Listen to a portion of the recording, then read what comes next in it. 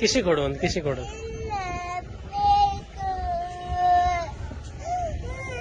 Car ತಗೊಂಡೋಗೋದು ಬೇಡ. ಅವ್ರು weight ಮಾಡ್ತಿದ್ದಾರೆ ಅಂಕಲ್, ಅಲ್ಲಿ ಕೂತ್ಕೊಂಡಿದಾರಲ್ಲ ಅವರು. ನೀನು ದುಡ್ಡಿಸ್ಕೊಂಡು ಆಲ್ ದಿ ಬೆಸ್ಟ್ ಅಂತ ಹ್ಯಾಂಡ್ ಶೇಕ್ ಮಾಡ್ದಲ್ಲ ಅವರಿಗೆ.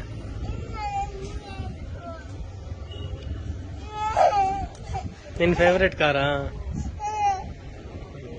ಯಾಕಂದ ಸಾರಿ ಅಮ್ಮ,